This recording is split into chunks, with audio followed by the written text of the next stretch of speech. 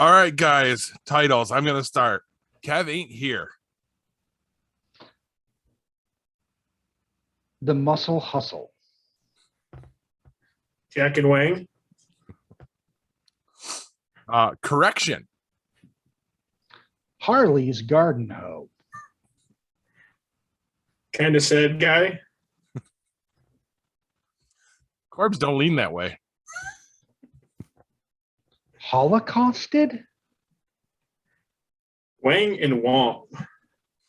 All right, last one. Feet up. All right, let's do this. Warning. What you are about to hear contains explicit language, adult themes, and potentially disturbing content. The views and opinions expressed are those of the hosts and do not reflect the opinions of anyone else, anywhere, ever, in the history of the world. This podcast is intended for an immature audience and should not be listened to by anyone, anywhere, ever, in the history of the world. You know, fuck it. You've been warned.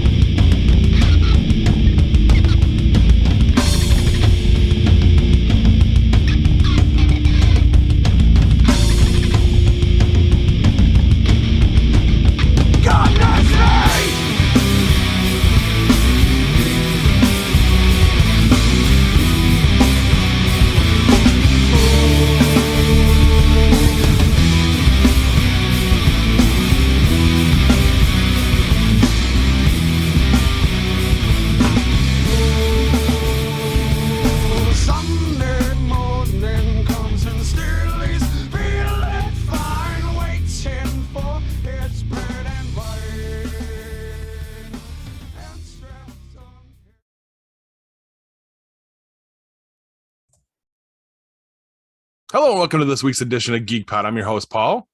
I'm Hugh. Of course. And we have no Kevin this week. He has prior engagements that he just found out about. So how are they prior if you just found out about them? Well, because he found out prior to the show. That's yes. true. All right. I give it and apparently other people knew about him. So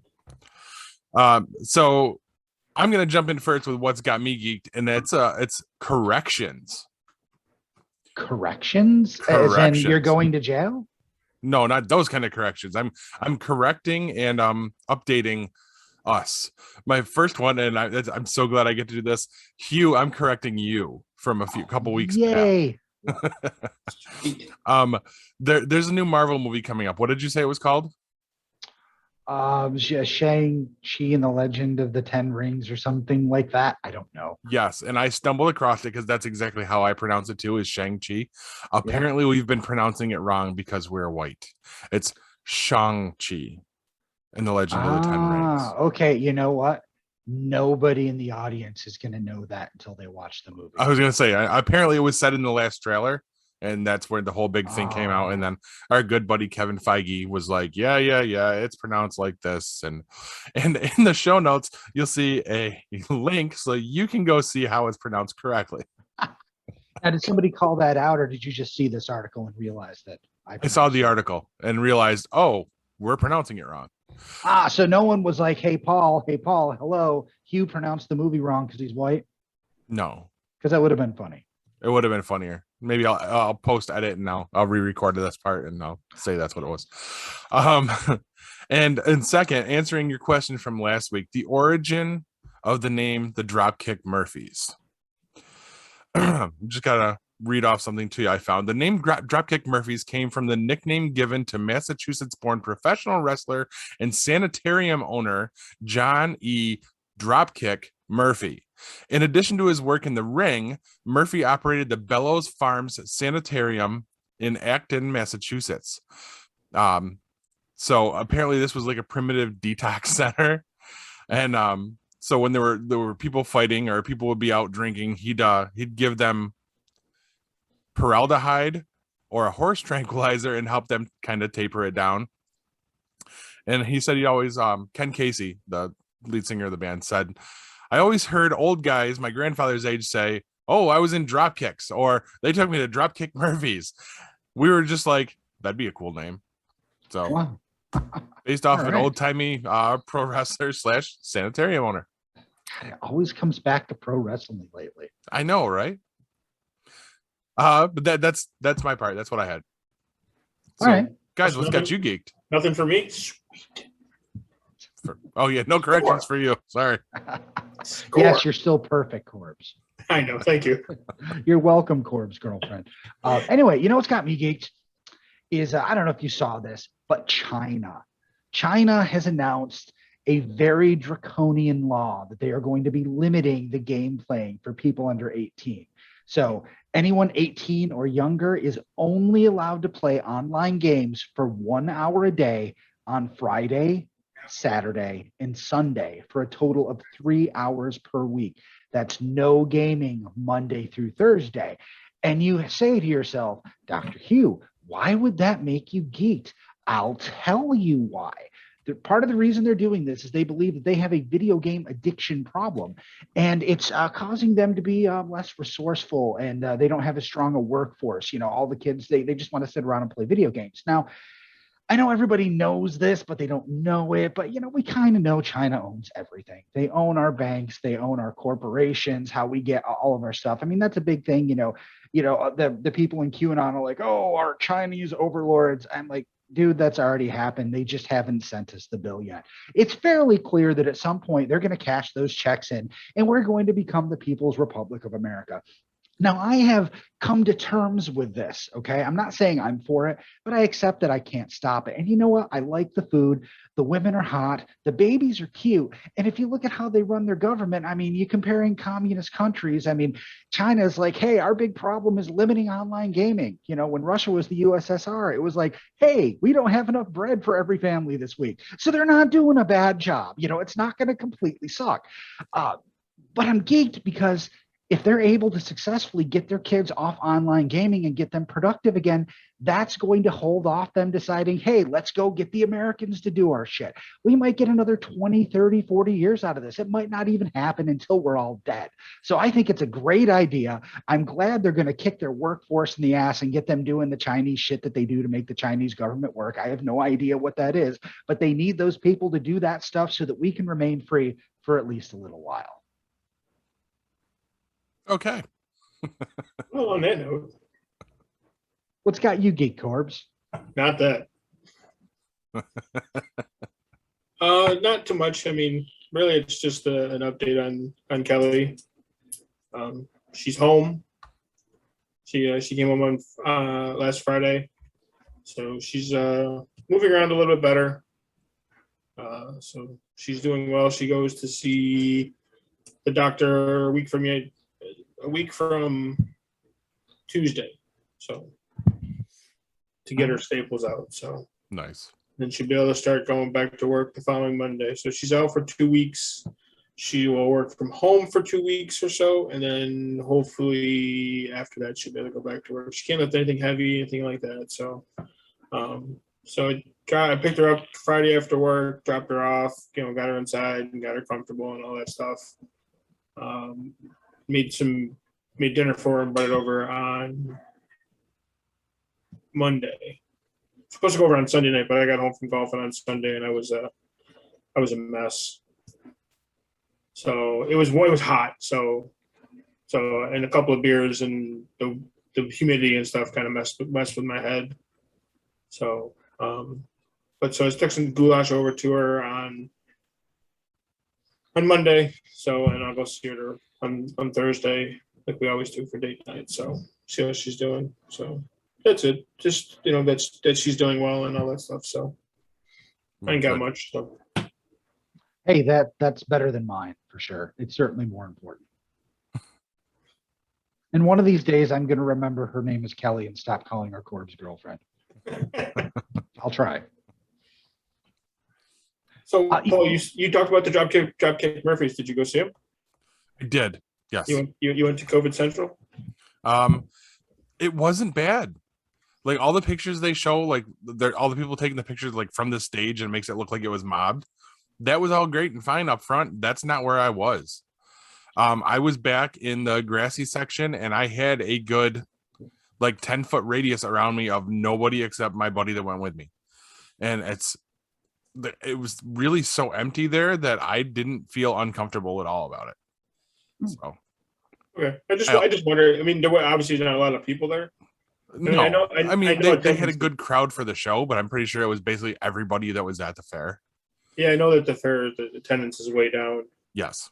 So, and it shows. I mean, you can walk through like restaurant row with your arms stretched out and you're not going to touch anybody. Like that's yeah, that's pretty bad. I know right there at that section where the midway used to start, like when you first come out of like the central area where the Chevy Court is, you come up and you take that right and you head down.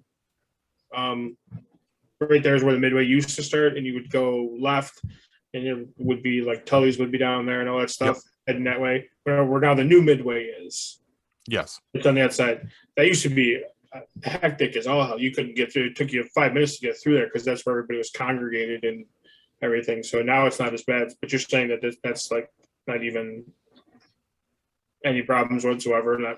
Oh no. No. Have they replaced any of the long-standing places that didn't show up this year? Like, did they put anything else, or is their absence really felt? It seems noticeable. It seems like there are a lot more open spaces in there. And you know what? I'm actually trying to stop and think what's where Dinosaur was. And you know what? I don't think there's anything. It's just empty spaces and people for places for people to congregate. Dinosaur used to be right there at the back end of Chevy Court. Yes. Yeah. And I don't think there's anything there at all right now. No. You know, if anyone that does remember that or know that for a fact that I'm wrong, go ahead, correct me on that. But I mean, I haven't seen a whole lot of anybody posting from the fair. No, I haven't seen much on it either. I know I took my son to get his haircut. My son hasn't gotten a haircut in over a year. So he's got hair like Hugh's got, like really, it's really long, and that's what he wants. And don't let him cut it. Don't let him ruin himself. No, he's better now. He wanted to get it trimmed. That's your influence. Nope. My mom and his mom, everybody's like, oh, you should get your haircut. And I'm like, why? He wants to let his hair grow. Let his hair grow. That's what he wants. Let him do it. He's the one that's got to live with it. You should have been like my acquaintance Hugh has long hair and he's a successful podcaster. Right. No, that wouldn't work. That wouldn't fly. So he wanted to go get a trim so it would grow a little bit, so it started to grow a little bit more or whatever. So we got an inch cut off of his hair. But I have a buddy of mine who's a barber. He's a barber out in Utica. So on Saturday I drove him out to Utica to get his haircut. So yeah, so we went out there and got his and where I was going with it. Oh, my buddy Mitch, he said he had been to the fair a couple of times, and he said the same thing. It really wasn't too bad. He was actually there last night. He went and saw Hailstorm last night, which would have been the one band that I would have gone and seen. I know Nelly's there tonight. So, Nelly? He was the Band-Aid on the face guy? Yeah. Okay. Yeah. From St. Louis. Yeah. He's hot in here. Okay, that guy. Yeah. Country Grammar. There you go. Yeah. She's there tonight. But yeah, so he said he's been there a couple of times to go to shows and stuff like that. He said the same thing. There's just not that many people there. I mean, that's got to be tough, especially for my wife and I were talking about this the other night because there was some Facebook bullshit with what was one of the first band you ever saw. And she brought up the fact that the first band she ever saw live was Rusted Root. And I'm like, man, that's got to be tough because bands like that, I mean, they're still around. They're doing the fair circuit and all the small places. And I mean, it's tough enough when you go from being really popular. Now you're playing bars and fairs and shit like that. You're making a lot less money, but there's like 43 members in that band. Okay. They're like a junk orchestra. There's one person with a pail, another with a fucking washboard. I don't know. I mean, it's like, hey guys, we got paid our $200. Now we have to split it up 43 ways. It's got to be so much worse when, they're playing fairs where all of the attendance is that far down. Mm-hmm. Right. I mean, how do you make, I mean, do they just work for pot money? Probably. I know for a fact though, like that the bigger name bands, like I'm assuming Hailstorm had, and I know for a fact the Murphys did, they had a merch tent and there was a line for that the entire time. Okay. The entire time. because I got through the line pretty quick. So. Ah, gotcha. See, I've always wondered because I remember back in the day when they announced like Warrant or whatever, the lead singer playing the Scribe of Town Inn, and I'm like, how the fuck is he going to afford his drugs on that? It's like what Warrant played. Was it Sharkies. Warrant? Turkeys. Not too long ago. Yeah. Yeah, in the middle of June or whatever. Yeah. Mm-hmm. So if you pay attention, you can probably catch a couple of the '80s bands playing Sharkies in the near future. I mean, still within the next week, there should still be a few of them, right? Right. You see probably Warrant and Poison and Rat. Well, speaking of internet bullshit, so Paul, you chose the name Slap by an Avery for last week's episode. Yes, I I just did. want to tell you, the next morning, I'm back here doing something, and I come out, and of course Avery jumps on YouTube on the TV, and it logs into my YouTube account, and she sees GeekPod Slap by an Avery. She runs out, "Why did you talk about me on your podcast? Now people know stuff about me." It was so fucking funny. That's awesome. And that was on her birthday, right? Yeah. No, her birthday was Thursday. Oh, So okay. it was. Oh yeah, that Yeah, been, it was that would've because been. Okay, because yeah, the yeah. episode went out early. That's right. And Kelly says thank you. Yes, she did. She messaged me. Yeah. So Yeah. I went and saw her at the hospital on Thursday. She's like, you didn't have to do it like that night to get it out. I'm like, you said you wanted it quick. He was going to put it up as fast as he could. Yep, and God damn it, if 50% of our audience needs it up quick, boom. Speaking of that, did you? I saw on Facebook you posted trying to get people to comment on what we should talk about. Yeah, that worked out really well. It Yeah. did. I didn't even see that. So One person. But hey, you know what? At least all of our social media is actually getting used now. Moving on. What are you guys playing? I actually have something brand new to talk about. I am playing a mobile game, which is not something I do a whole ton of. I mean, I install a lot of them, play it for 5 minutes, and go fuck this shit and delete it. I've been playing a game now for about 2 weeks called The Muscle Hustle. Now, I do not know if this is some reference to those little tiny flesh-colored wrestling figures that were all sorts of mutants called Muscle. You remember those? I love When we those were things. kids? So did I. But it is a wrestling game, but it's the general manager games, the AEW general manager. I got rid of all those because So did I. I couldn't stick with it. I got bored. it was they were slow. You needed to pay money. You couldn't do anything, which is stupid. I'm like, but I finally found a wrestling game that's actually fun. Now there is some managerial aspects in that. You collect wrestlers. You can pay for some, or you can get them in boxes and with tickets. The same kind of bullshit you see in a lot of them. But when you can upgrade them, but the neat part about it is, to upgrade them, you just have to get like 3 pieces of clothing and then have enough, points, XP to do it. It's not like, in some games where it's like you get a piece of gear, but you have to combine it and evolve it with one of 60 billion different crystals and all that shit. And they call it a gear system. And it's kind of like, I fucking hate math systems, so I'm not playing your game. This is really simple. So you can customize them to a degree, but what's really great is outside of that, the actual game is fun and engaging. So imagine this: your phone is in portrait mode. The ring is obviously not square because it's a phone, and all of the wrestlers are represented by what looks like pogs. It's a slingshot wrestling game. So you pull down like you would like Angry Birds or something, and you fling the wrestlers. Now they all have stats, special moves that you can pull out, and they all have passive special moves. Like, one guy, if he ends a turn in the corner, he jumps off the top rope and lands on one of your opponents and does damage.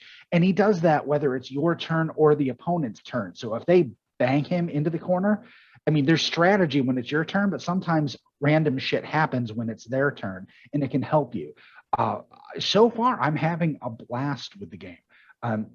Just because, for a mobile game, the meat and potatoes of it is actually engaging enough, but not too complicated to be fun. It's something you can play for a few minutes on the toilet without having to really make your head hurt. I'd say if you have any interest in that style game at all, certainly check out the Muscle Hustle. I know it's available on Android. I assume it's available on Apple. All right. That's it. I will have to check that one out. Corbs? Yeah, I'm not playing anything. Okay. I'm not currently, but I did stumble across something that I wanted to bring to everybody's attention because it sounds like it's going to be really fucking cool. And What's that's that? Marvel's Midnight Suns. Have you seen I've this, heard Hugh? about that. I haven't seen the gameplay videos. I'm familiar with what it is. All right. Well, what it is a new tactical RPG set in the darker side of the Marvel universe, putting you face to face against demonic forces of the underworld as you team up with and live among the Midnight Suns, Marvel's supernatural hero group, who are at this point Earth's last line of defense. What I'm seeing is Lilith rises from the grave. She's been vanquished for a number of millennia. Issues. Yeah. And when she does, her daughter also rises. And that is the main character. That's who you're playing. It's a brand new character made from Marvel. They're saying it's highly customizable. You're called the Hunter, and you can decide what you look like, what your special moves are, all that. And you join the Midnight Suns, which are reformed because of this. Well, here's the kicker. Because it's a Marvel game and they want everybody to buy it, the Midnight Suns include characters like Wolverine and Iron Man and Captain America, as well as Magic from the New Mutants, Ghost Rider, Doctor Strange, and Blade. Yeah. Yes, I cannot wait for this. Like if I get my chance to build the team I want, like all the heavy hitters are sitting on the sidelines and I'm using the straight up supernatural characters. Oh, and Nico from Runaways. She is also going to be a character in there. She's the one that's basically a sorcerer. I guess at one point she was Sorcerer Supreme when Strange was not around for like a minute. Yeah. Because that happens a lot now. Yes. And apparently it's going to be happening again soon in the comics. So I saw that. but he's going to have to get better until either next year or something. Doctor Strange is going to be gone? Yeah, they're killing him off actually again. Are they killing him or just replacing him? Because The arc is called The Death of Doctor Strange. Oh, okay. So Now, I saw now that. this is sorry. Corbs, go. I saw that tonight. Midnight Suns. No. Oh, The Doctor death of Strange. Doctor Strange. Oh, yeah, I did. We're gonna talk about that later. Now this is being handled by the same company that does XCOM, right? Yes, it's a 2K game, and the developers are the XCOM group. See, that's going to be interesting because if it's going to be like XCOM, my concern here is that the general public who's like, ooh, a spooky Marvel game doesn't really understand what they're getting in for because it's not going to be the kind of gameplay that they're thinking about. Now, XCOM is a fucking amazing game, but it's never been a fast-paced action. It's a tactical RPG. A really well done one, and I think it's very accessible for somebody who isn't into tactical RPGs, like someone who never played Final Fantasy Tactics or didn't want to sit there and crunch numbers. Yeah, they know what they're doing. They know how to make it engaging and exciting, but it's not what you get with a typical Marvel game for sure.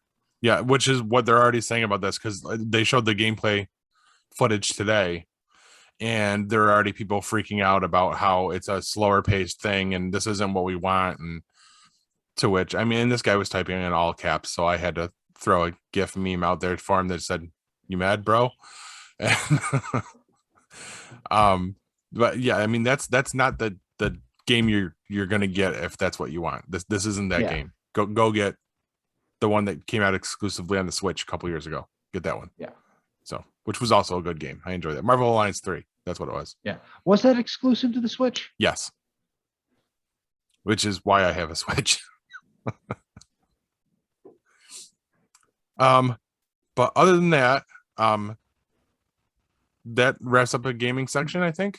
All right. So I'm gonna go ahead and since Kev's not here, I'm pinch hitting for him. And here's my tabletop review. I'm pausing for the theme music.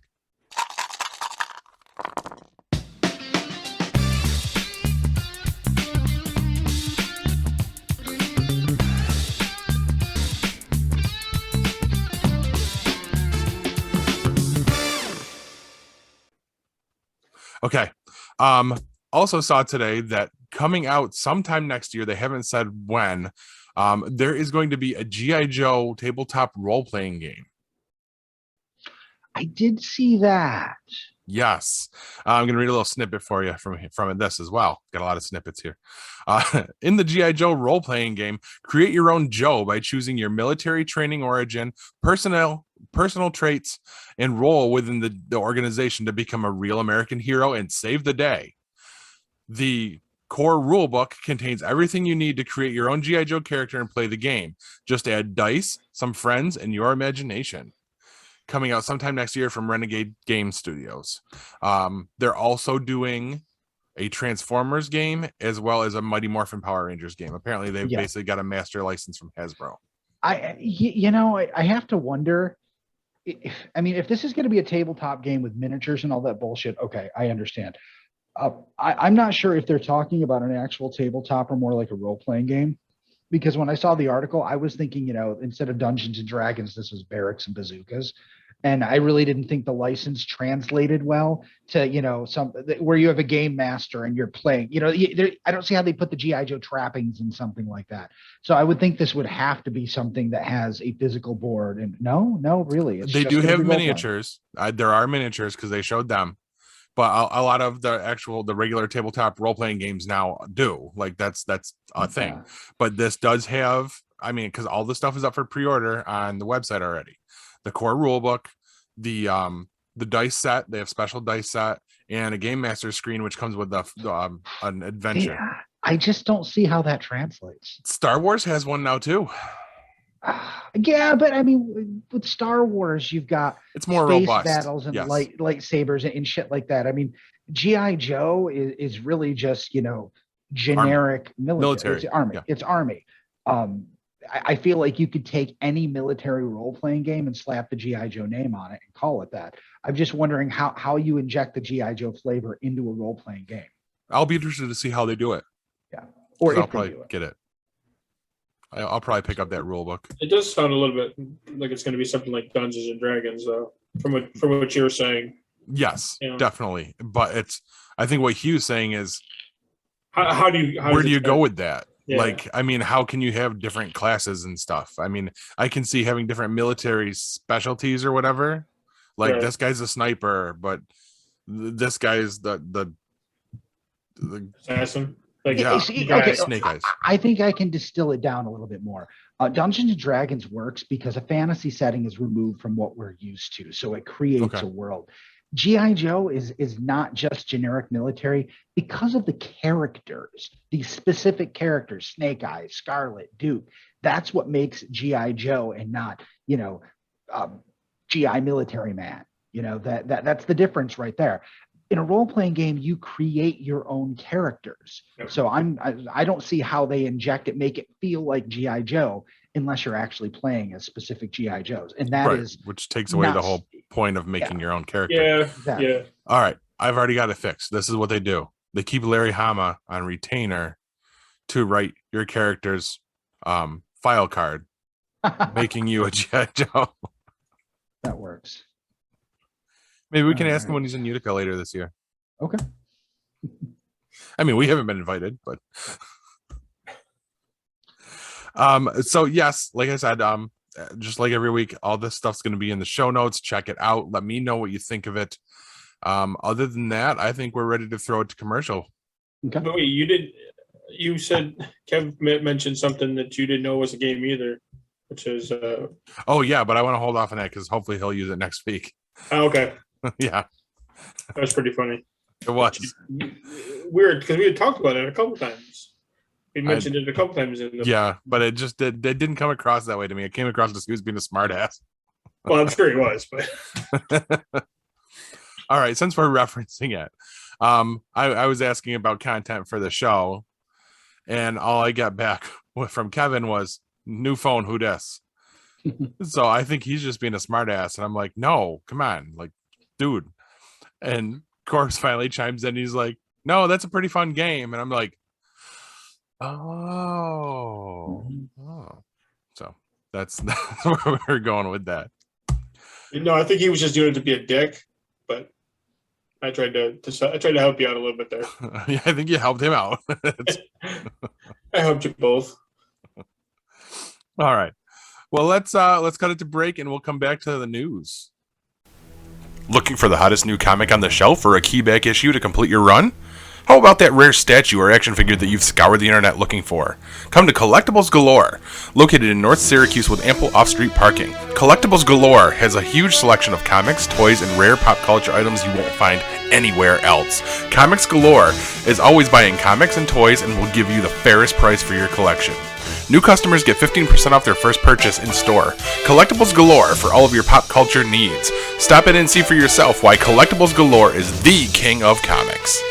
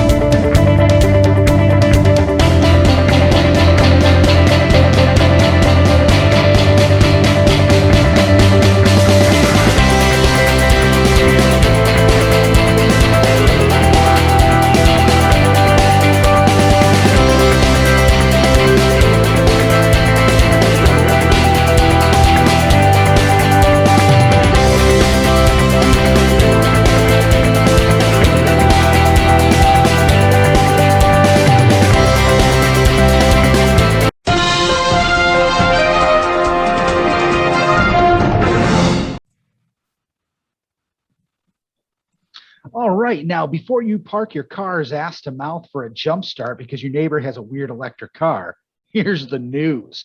First up, come join me. My garden needs tending. Bridget Regan has been cast in the upcoming third season of CW's Batwoman. She'll be playing the deadly garden hoe, Poison Ivy. While her pale Harley Quinn might think it's fun to lose her only friend to the TV verse, a post-Batman Ivy on her own could make for compelling TV. Seems like a Green Inferno may be heading to Gotham. Next up, she's over Brian in Self-Insured. Megan Fox has been cast as the female lead in The Expendables 4. She's seen a career resurgence lately now that she can't swim in a pool of 90210 residuals. She's been working her ass off on a ton of projects lately. She seemed to disappear for a bit, and while she might have thought for a while, oh no, I'm a dirty word in Hollywood, they are now welcoming her with open arms. And I got to think it can't just be because of the looks. You know, I mean, she's gotten older. I always thought she was at least a decent actress. I'm guessing that in that span of time that we didn't see her, she's probably improved her craft quite a bit. And to be honest with you, I'm looking forward to seeing her in some of the new movies she did. She had a thriller about I can't remember what it was called now. I'll look it up on one of the breaks. But the last movie I saw that came out with her, she got great reviews, and I was like, really? This is the same public that was like, Megan Fox could be replaced in Transformers. She's useless. Kind of makes you see how much a director's word can go, how far it can go in Hollywood. Kind of scary, isn't it? It is. And finally, hello. Got your Spider-Man news here. Spider-Man No Way Home news is fucking everywhere, depending on how you define news. Every news site, every other article. I no longer even care if Toby or Andrew are in the movie. I mean, you just take a look. And yeah, there was some legitimate news last week. There was a trailer, but now Kevin Feige has a hangnail shaped like Andrew Garfield's penis. Boom, there's a link. Tobey Maguire ate a taco in public with jazz hair. Boom, there's a link. Willem Dafoe went shopping and he smelled like Tom Holland's farts. Boom, there's a link. It isn't out for months. This is ridiculous. How low do you have to be to spam shit like this everywhere? More like Spider-Man No Way Out. And that's the news, kids. Now I need to go find whoever owns Nissan and set them on fire. Who the fuck puts an airflow system on top of the battery? Can you tell me who puts it on top of the battery? I should not need a YouTube video and a 10 millimeter wrench to jumpstart a dead battery. The one thing I can do on a car, and you go and fuck it up. Unhook this airflow latch, motherfucker. Paul? In other news, males sweat 40% more than females. Back to you, Corbs. Only 40%. According to my sources. All right. I don't believe it, but that's besides the point. All right, so try something a little different with the movie review this time.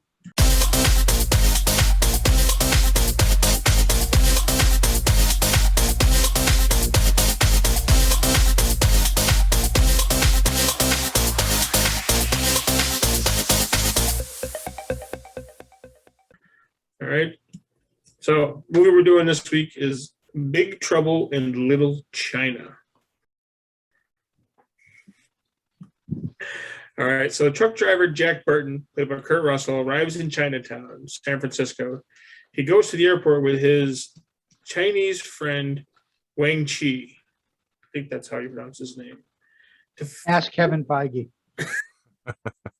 To welcome his green-eyed fiancée Mao Yan, who is arriving from China.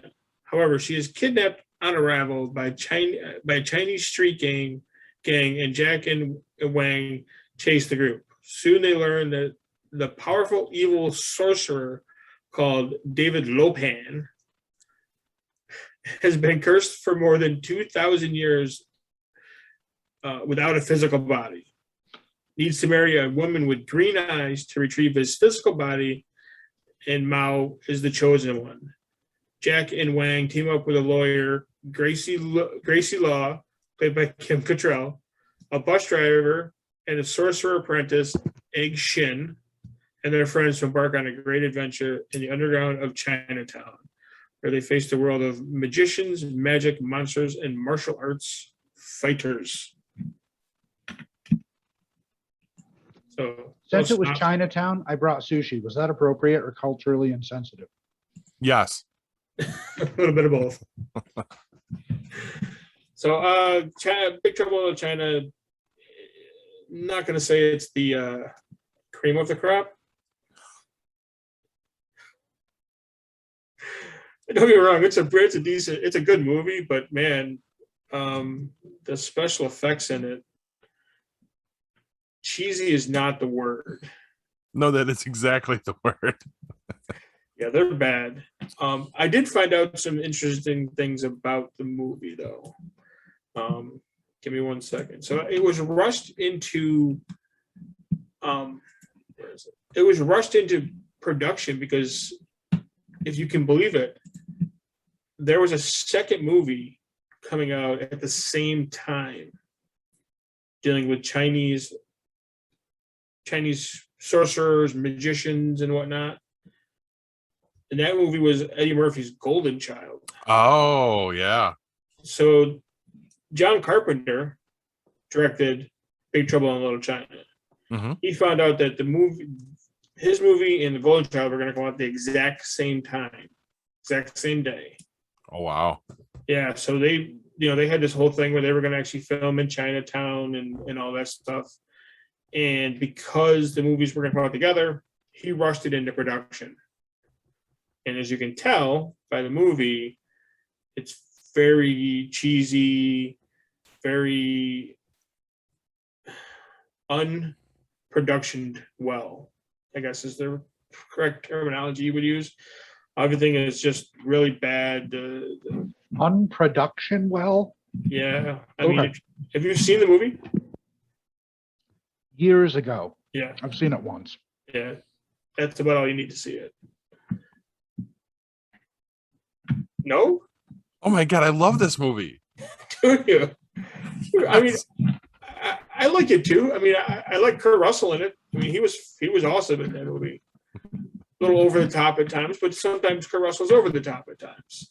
But it's it's a good movie. Don't get me wrong, it's a good movie. But just if you don't let me sway your review. If you look at it now, from back then, the production is so bad, and the set and the characters in it and whatnot, and David Lopan being, he runs him down with a truck, and he just wakes up on the other side and has light coming out of his mouth. I mean, it's I guess it's campy is the word. Yes. Okay. So, but I mean, it's a cute movie, but you can see where they rushed it to get it out. They got it out 5 months ahead of Golden Child. So you can see where they kind of rushed through it and did it. And they didn't really spot check. They said, "Yeah, that looks good. Let's go." Yep. Good enough. Let's go. Yeah. So, I guess I'll give it out of 5 stars. I'm going to give it like 3. I mean, it was on the other night. I turned it on. I mean, I turned it on when it's on. Maybe don't watch the whole thing, but I find myself watching it when it's on. I mean, that's been on. I've watched Platoon like 6 times. How does it rate on the sushi during a movie review sensitivity meter? Is it by today's standards? Is it pretty bad? Yeah, but keep eating. That's good. It's done. That fits our show perfect. Yeah, I'm thinking it's definitely kind of cringy now. Yeah, with a lot of the portrayals in it.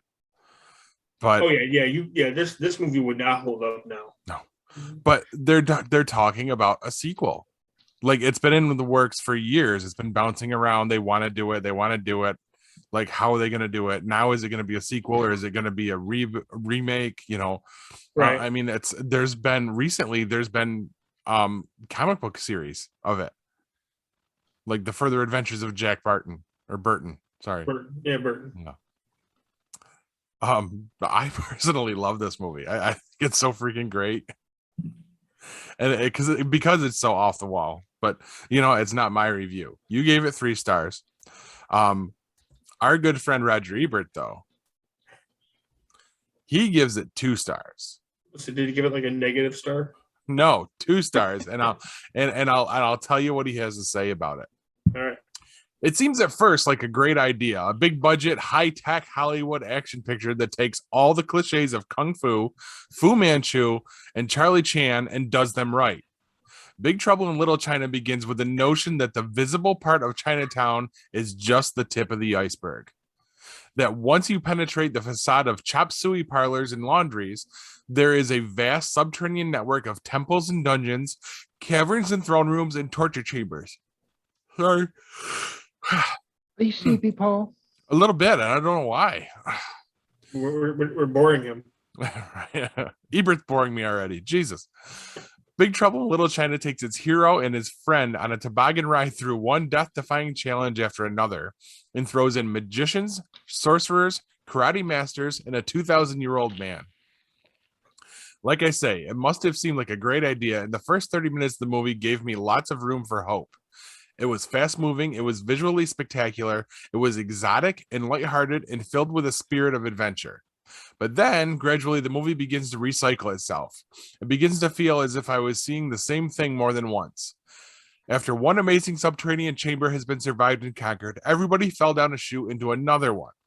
By the end of the movie, I was just plain weary. Look at that. Big Trouble in Little China was directed by John Carpenter, who has specialized in special effects movies. He made The Thing in 1982, Escape from New York, and Christine, but his best movie in recent years has been Starman, the one with Jeff Bridges as the outer space alien learning to be a human being. Starman was so good because it told a story that involved interesting characters. Special effects all by themselves aren't enough. Little China, Jesus, that sounds bad, doesn't seem to remember that. The movie stars Kurt Russell as Jack Burton, a truck driving adventurer in the Indiana Jones mode. Yeah. He goes to the airport with his friend Wang Chi, played by Dennis Dunn.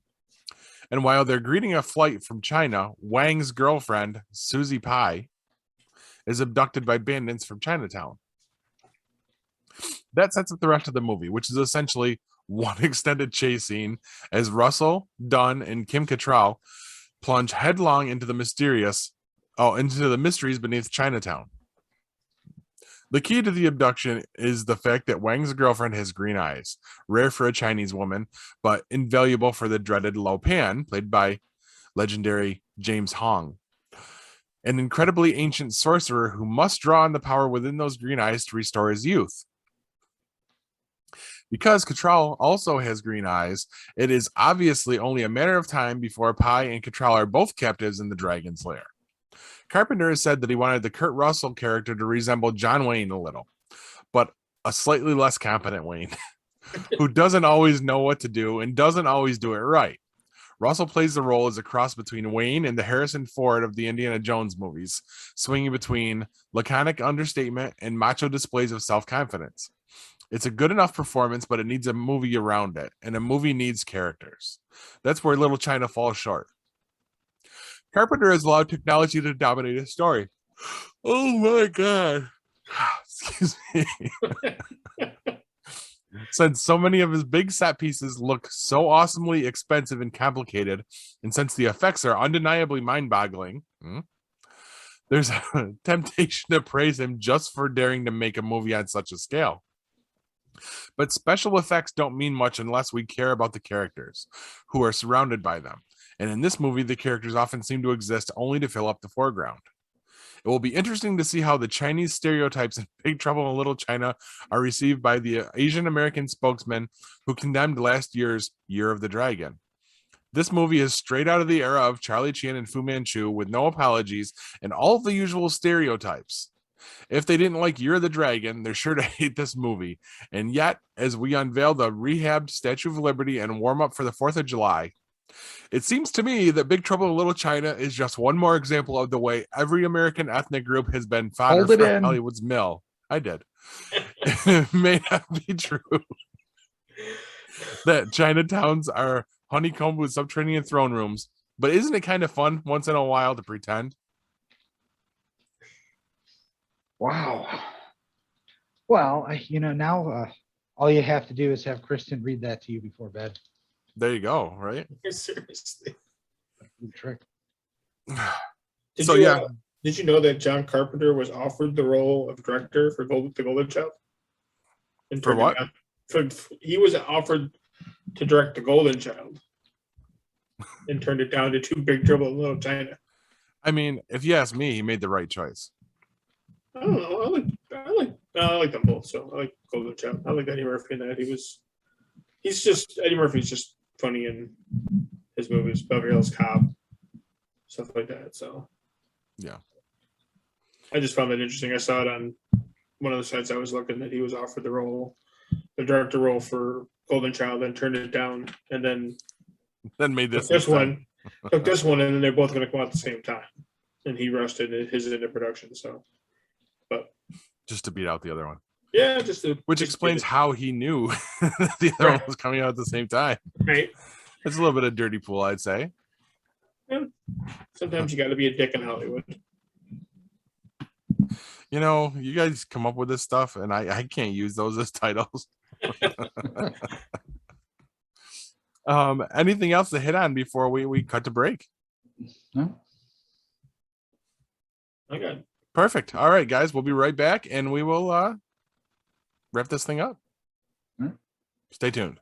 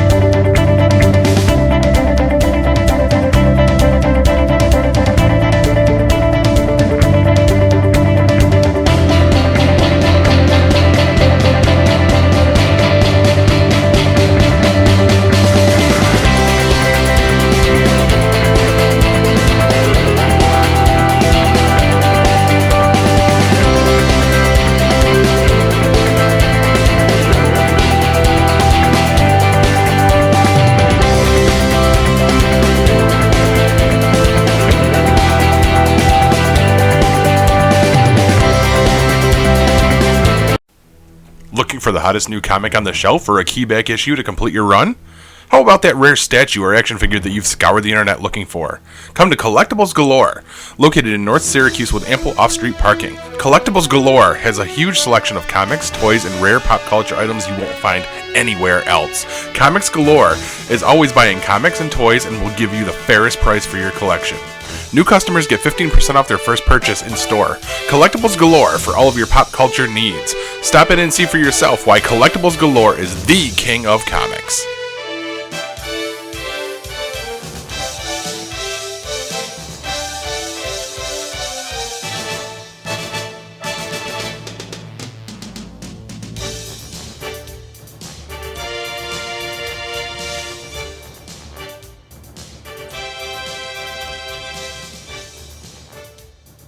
And that, guys, is why I will never, ever again trust a truck stop burrito. Same. Welcome back, guys. So, what are you guys watching? TV. Yeah, mostly the same stuff. I did want to say that I watched something this week, which it's really surprising, being the horror movie buff that I am, that I've never watched this. But I watched possibly the most infamous, not the worst, but the most infamous of the video nasties, Cannibal Holocaust from 1980. I saw it. It was some TV show I was watching. There were two characters who were watching the movie, and they mentioned it. And I think maybe it was Brand New Cherry Flavor on Netflix or something. It was, I don't remember what it was, but that got it in my head. I'm like, you know what? I've never watched that movie. So I sat down and watched it. I gotta say, it's grueling to a degree. The funny thing is, this movie was banned because, I mean, there are graphic depictions of rape, murder, violence, and there were actually 6 animals that were killed during the making of this Wow. film. Like, at one point, they pull a big ass turtle, like a big turtle, out of the swamp, cut its head off, break its shell, pull the shell off, and completely dissect the inside of it, and then cook it and eat it. And that's real. They really did that. There's several other animals that died. The rape scenes are very all the violence is very realistic. There's one point at which a guy has his member cut off, and he's being held up by and struggling with these savages, and they grab it, pull it out, and slice it off. And I mean, it looks real. I mean, in 1980, I can see why the censors thought that they really killed people, and they did. They actually arrested the filmmaker because they thought he really killed people while making this movie. And there was one particular scene where a girl is seen with a pike, a wooden pike pole. It's clearly shoved up her ass, coming out of her mouth. Oh my And God. he had, and she's dead. They come across her. They had to bring the actress into court to prove that she was still alive, and then demonstrate how they did the effect. These were all practical effects, and they were incredibly effective for effects. That's a lot of alliteration there. What got me is that I've talked about all this nasty, awful, horrible stuff. The censors wanted to censor this because they thought people shouldn't see this. If you've not seen the movie, and Paul, have you seen the movie? No. The premise of this entire movie is one film crew goes down to this Amazon jungle and doesn't come back. So the university hires another guy to go down. He goes down. You see his footage first. He goes down. He finds the tribe. He actually finds some of the bodies and sees some awful stuff, then brings their footage back, some of it, what he could recover. Back in the city, they're now watching that footage, and that's where it gets even worse. And the entire story is him fighting to say, no, we should not show this to the public. This is awful. It is not something anyone should see. While the people at the university and the TV station are like, no, we want to titillate people. It's kind of like the movie was actually making the same point the censors were trying to make. It's freaking bizarre. But they were just showing you how bad something is by showing you how bad something is. That being said, if you like horror movies, I think that everybody should see it at least once. It isn't all just exploitation. I mean, there's a serious message there. And I kind of think, I mean, the impression I got from this is the guy that was making the film was saying this stuff is awful. But in order to prove the point, he had to dive down in it. Right. He made it worse. Yeah. I enjoyed it, and it's definitely experience. And I would recommend it to anyone whose interests it remotely skew into the horror field. Now, if you're not into that shit at all, you don't watch it. Like, I mean, Corbs, I don't know how you feel about horror movies, but I mean, you're all about, TV shows with, Kevin Costner and shit. So, I mean, I wouldn't necessarily say you should be watching this because it doesn't seem like you lean that way. Right. But if you like lots of blood and titties and decapitations, then yeah, go for it. This doesn't sound like it's up my alley at all. And this is like the first like found footage style movie, isn't it? Actually, it's credited with creating the Blair Witch style movie. Sorry, I'm just jotting down a possible title, which I really like. Yeah, that's when I Googled what it was. That's why I was like, the 1980 movie? What the fuck is this? And that's when I saw it. It's supposedly like infamous for being one of the like most graphic, like horrible movies ever made. And it's just bizarre that in my run, since I'm the horror movie guy, that I've never seen this movie, and I don't know why. I mean, maybe it wasn't at the video store because of all the controversy about it, when I was younger. And then once I was older, I was like, I don't want to fucking watch old movies, Right. I have no idea how. I mean, I knew of it. It didn't slip under my radar, but I just never watched it. So yeah, I have now been cannibal holocausted. Hold on.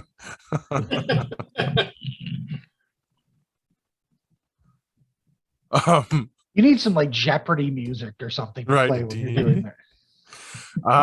So let's dive into our weeklies. All right. Let's start it off with Corbs, your favorite show. It sounds like now, Heels. Yeah, this week's was pretty good.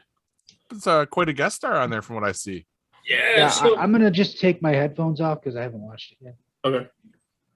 So yeah, I mean, I enjoyed it. It's it kind of delves a little more into the whole aspect of the wrestling business. The guest star you're talking about was CM Punk. Ricky Rabies. Yeah, Ricky Rabies. He wrestled Stephen Amell's character.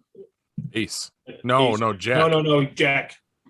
For a show I've never seen, I know a lot about this. Ace is his brother, and his brother has always been the good guy. Mm-hmm. He's been the face, and in the first episode, you haven't seen it yet, Paul, but no, that's okay. Ace is supposed to leave to go wrestle a big promotion up north. We talked about that. You were telling us about that. Basically, the WWE in their universe. And so he beats him. He swerves him, hits him from behind, pins him. Puts him in like a crossface crippler type of thing to keep him to stay. And then, so this episode, Jack finally comes back. Ace finally comes back up, and he's on stage and he's talking, and everybody's booing him, and he can't understand why, because he's the face. He's the guy that's supposed to be there, and he kind of freezes up. It is when he comes back into the back, his brother tells him that he should have kind of played it off a little bit better. So at the end of the episode, he comes out and he turns to a heel. Okay, but how does that work? Because his brother's the heel already. Yeah, he comes out and he basically tells off the entire crowd and whatnot. And so it's interesting, you hear about that all the time. Guy's a good guy, then all of a sudden he switches and flips and whatnot. So, and you can see where his brother's like, oh yeah, this is what we really need. This is where the heat's going to come from and stuff like that. So, and that's like right where it cuts off when he comes back to the back, when his brother, he comes back and he tells off the family's assistant, which is Mary McCormick. He tells her off, like he screams at her and calls her a bitch and all that stuff. And his brother pulls him aside and says, "What the fuck are you doing?" So he wanted me to be a heel, and you got to understand where once you walk through the curtain, it's not heel and face, it's a family. Right. And then that's where they cut out. Cuts off. Yeah. Yeah. So the next episode should be pretty cool. I like the fact that, that CM Punk was in it, so that was pretty cool. Yeah, he's had a big couple weeks. Yeah. Yep. I'm wondering if he's going to be in it a little bit more. I don't know. Like if he's got like a little bit of an arc in it or something. Yeah, something like that. Like they'll bring it back because he was supposed to be like a draw for everybody to come. Yeah. I saw they posted some of the sequence with the his match with Stephen Amell Yeah. with the fucking drone. Yeah. Yeah. It spits the blood at him. It's pretty funny. He's like looking at it. He's like looking at it. He's like, because it's like hovering right in front of him. He's just kind of like, and then it spits the blood at him, and then they start the match, and it's like, what the hell just happened? That was great. Yeah. This is. I think this is going to be a pretty good show. I'm hoping they go on. I mean, obviously, I know everybody knows that Stephen Amell is a very big wrestling fan. So I'm just wondering like where they're going to go. I mean, obviously, they're a small promotion. Small promotion run out of like a barn. They call it the Dome, but it's a barn type of thing. So I'm wondering if they're gonna, if all of a sudden it's gonna pick up and get into a bigger promotion and whatnot. Right. To see if they expand. Yeah, stuff like that. So be pretty interesting. So. All right. I'm gonna give him the signal now so he can come back in. That's the signal? That was the signal. All right. So now let's talk about this week's episode. Now that you caught us up on the previous episodes of Heels. Son of a No, bitch. just kidding. I was about to grab my can of keyboard cleaner and act like I was huffing it. But then I'm like, what if I accidentally do and then fall over and pass out? You just go feet up. We just Yeah. That actually, I wouldn't go feet up. I go boom. good thump. So Hugh, what do you want to discuss? Which one of our weeklies do you want to go into now? I mean, of course, we're watching Walking Dead, we're watching Titans, Stargirl. I mean, I don't know how much we want to say though. Really, again, all the shows are just they're building towards something. I will say that Titans this week gave us a lot more backstory. Yes. And while I wanted that backstory, I was kind of let down by the fact that the story was all backstory. Yes, I felt the same way. Nothing advanced. Like we got answers, but that was all. Yeah. And it made me realize that this version of Jonathan Crane is kind of a chode. Like I didn't really need the dancing scene. Like that did nothing for me there. Yeah, but I mean, still a good episode. I mean, the acting and everything was top notch. Top notch. I just wish it had been peppered in with that had been, with some story progression there. But it was good. Stargirl, I am on the last 10 minutes of the episode. Okay. That's some of the best part of it too. There's something that's going to happen right at the end, which is just really cool. Okay. I won't get into it, but I'm loving this season. Hey, I mean, I don't think I'd care if you ruined this week's episode of Stargirl for me. But I will say this. I mean, it is fun. Like Legends of Tomorrow kind of brought joy back to the CW verse. Stargirl kind of does the same thing. Even when it's dark, it's bright. Yeah. And that's something I enjoy about it. As of in your younger years, your teenage, your 20s or whatever, you're like, oh, dark and edgy, you're like Warner Brothers. And I get a little older. I'm like, you know what? Some light and dark together are better. It's not a bad thing. Yeah. Yeah. It's kind of like that meme. I don't know if you've seen this going around, but it's like it's like the same picture of someone with a movie camera, and it says Marvel movies, lights, camera, action, and then Warner Brothers movies, camera action. Yeah. Yes, I saw that. Stargirl still doing great. Walking Dead. Now, this is tricky for me because you're a week ahead of us. Yes, perpetually. Where did episode 2 end? Oh, wait, I remember where episode 2 ended. They were walking up the road and those guys started attacking them. Who were being told are called the Reapers, but they never say it in the show. Yeah. Now, interestingly enough, it sucks that Kevin's not here because we had that whole, no, I don't think Negan can be redeemed. Negan is Negan. I kind of feel like that episode, and I knew this last week when we were having that argument and I couldn't say anything.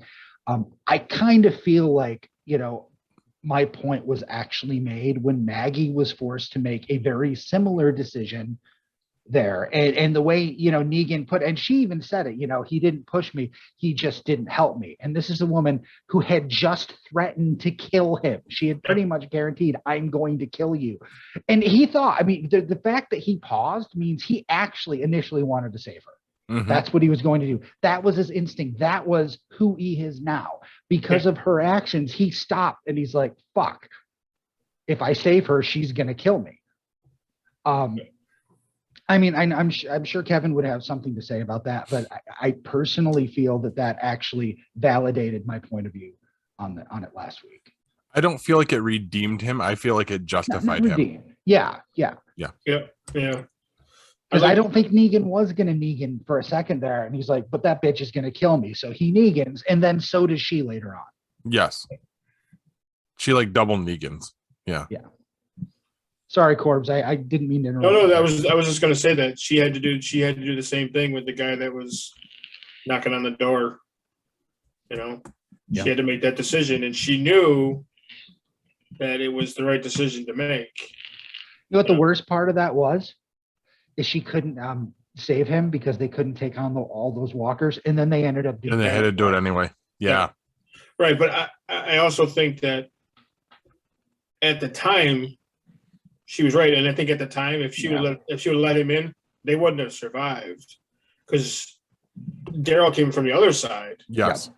I think that saved everybody because when he shoved the grenade in that zombie's mouth, I was like, that's pretty nasty. I was like, that's like the nastiest thing I've seen in a long time. Right? Yes. And really, should you do that with an enemy that if they bite you, you turn into them? Holy crap, what an irresponsible thing to do. He could have just thrown the fucking grenade at them and shut the door. Right. He's like, nope, I'm going to get as close to the dangerous teeth as I possibly can. That was giving him his badass moment is what it was. Right. He was showing off his plot armor. Right. But yeah, that was a pretty nasty. And then, the whole thing with Eugene. Can I just say I don't care about Eugene's story? Really? Yes. I don't really care about Eugene. I don't like Eugene. Okay, so I watched the first couple minutes of The Talking Dead afterwards. Okay. Did you? Yeah, there's a whole story behind that of what he said. So Mercer says to him, look, I can tell when you're lying. Yes. And I think that whole, and Josh McDermott said the whole thing, that whole thing was basically, go screw yourself. You think you can tell when I'm lying? Try this on for size. I think the whole thing was just a giant F you to him. Yep. To Mercer. Like, oh, you think you know when I'm lying? I'm gonna pull up the V card on you. That was And because right after that he was like, you could just see him looking at him going, okay, yeah, this guy could very well be that. Yeah. And you know what? We're not saying that he isn't lying about all that. We don't know. True. Because he did throw some truths in there. We definitely know that he watched other people fuck. That's true. So. Creepy bastard. Yep. Dolphin smooth. So, but all in all, it was a good episode. I'd like to see what the whole thing with the Reapers is going at the end of the episode. That was pretty messed up too. Mm-hmm. All the bodies hanging there and whatnot. So I didn't think they were going to get lit up in a firefight like that. I thought one of the bodies was going to move. That's what I was waiting for. Yeah, I wasn't really expecting the guy to get hit in the face with an arrow. Yeah. But and you know what? When he and same thing with C. Thomas Howell's character. Like I thought though when Daryl was trying to clean him up, he's like, "Oh, don't waste that on me." I thought he was dying. I thought he was dead there, and then all of a sudden he shows up in the group. That was C. Thomas Howell. Yes. Really? Yes. Fuck. We're getting old, man. Mother. He was in another show I was watching, and I'm pissed is going to to streaming service now. Fuckers. Manifest? No, fuck that show. Oh, I don't know. I just know that Netflix picked it up. No, SEAL Team is Oh, going to okay. Yeah. Paramount Plus. It's the wave of the future. Everything's going to go to streaming. So, Yep. I'm gonna be defiant till the end of fucking time. you're going to be the last guy with a regular cable Yep. subscription. Yeah. Fuck y'all. I'm gonna force the cable companies to keep cable just because. Because of you. That's me. And all of your neighbors are going to be like, he thinks he's making a stand, but it's really kind of sad. I'm a kind of sad guy, so. Because you know what I say? What do you the say? man. I say damn. Damn the the man. Damn him. So do we have anything else Fight the power. on stream? What if? What if we do? Yeah. But Yeah. What if- Um, What if we do? good episode. Little It- confusing. it was but- good. It got A little weird. weird. A little Yeah. weird. Even my son said, "Well, that was pretty weird." Yeah. I could have sworn when they were talking about the Doctor Strange thing, I thought this was going to be the one that rolled into the Marvel Zombies. Like I thought him messing with the time and bringing people back to life. That's where it was I going. kind of was thinking the same thing. So threw me off that wasn't the episode we were getting this week. But I was surprised that was Benedict and Tilda. yeah, So and Rachel McAdams, they all reprised. Yeah, and Benedict Wong. A lot of Wangs and Wongs in this one tonight. yeah. Wow. Hmm. You just said Wang. Yeah, I did. Wang and Wong. Is that like yin and yang? I mean, I guess. It's the Dumb and Dumber version of Yin and Yang. But that was the last show we had to discuss. We really hit on the rest of them. See what else? I did want to, because we've been teasing all of our upcoming paranormal ventures, I guess you would call them. Paul and I have been ordering some equipment. Have you talked about the equipment that you have, Paul? I don't know if I've discussed it on mic or not. All right. Why don't you just kind of tell us what everything you picked up? All right. So I invested in an honest to God spirit box. That's to pick up EVPs. That's to catch voices and stuff through radio waves. Yeah. I got a reasonably priced thermal gun, not anything like the one that Hugh was brandishing for us while we were discussing heels.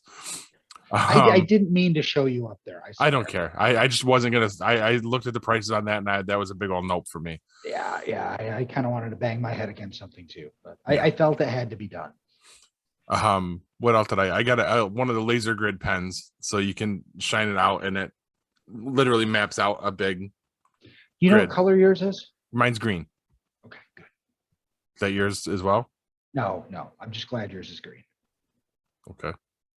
Was that the everything you got, or was there more? I don't remember. Oh, you get the camera.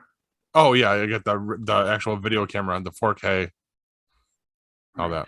Well, what I picked up is I picked up another laser grid pen.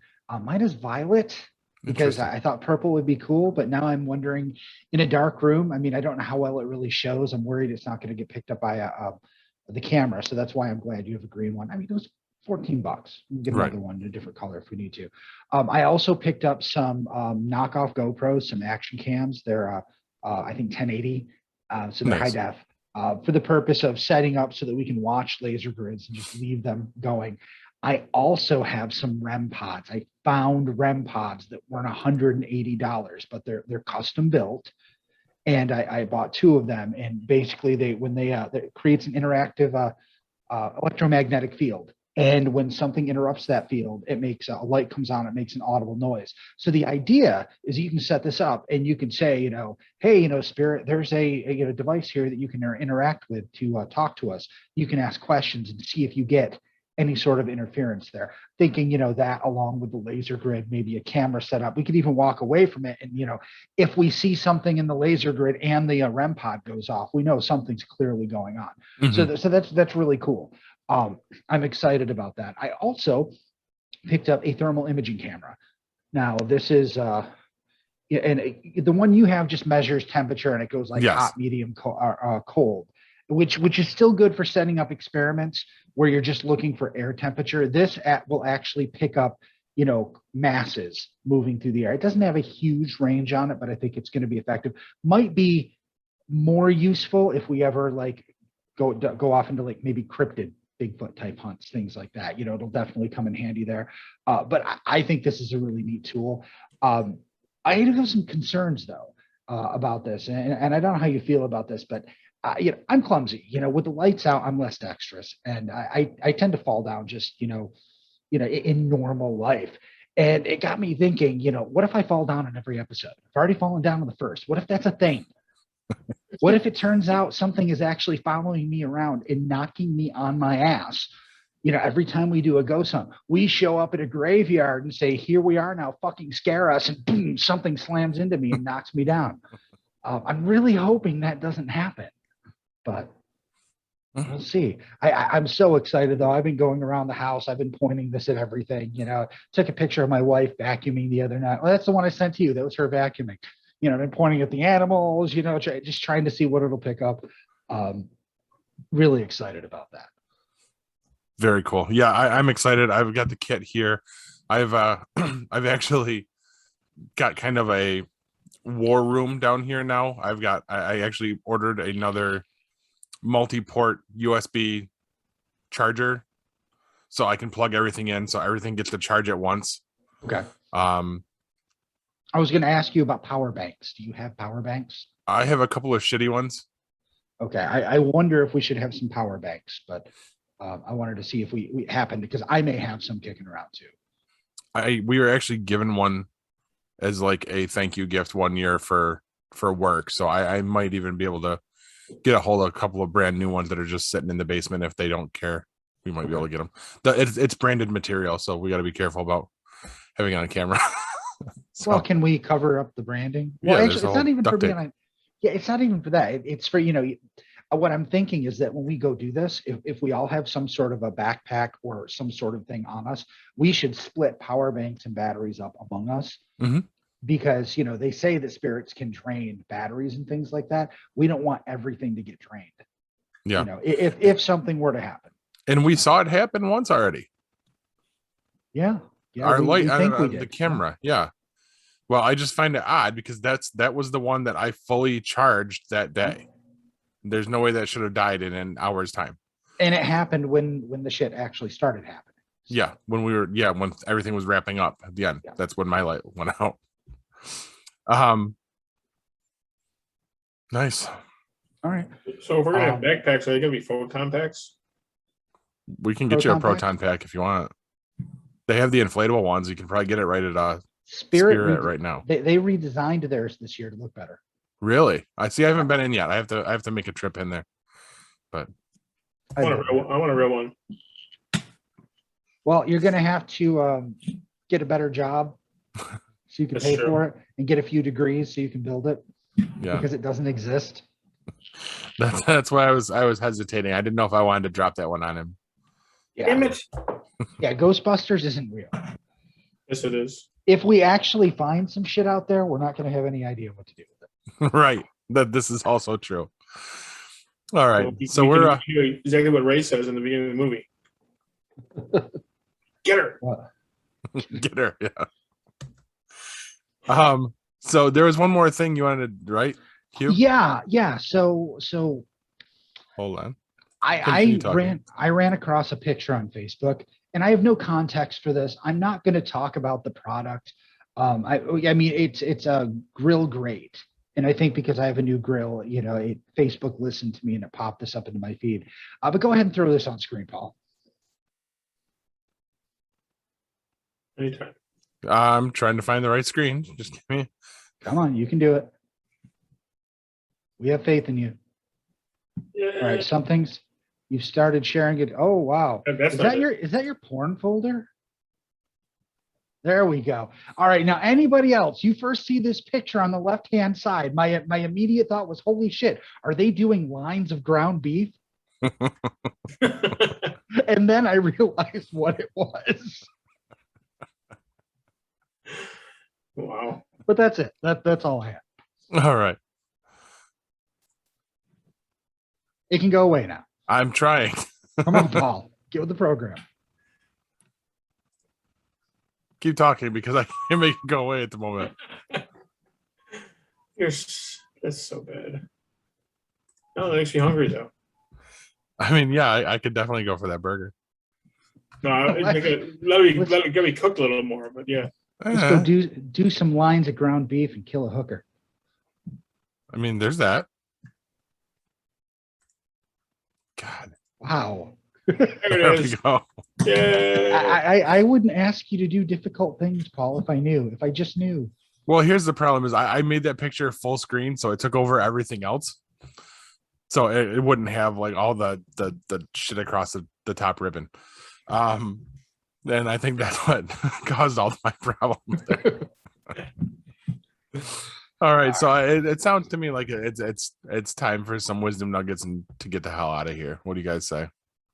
I agree. Happy nugget.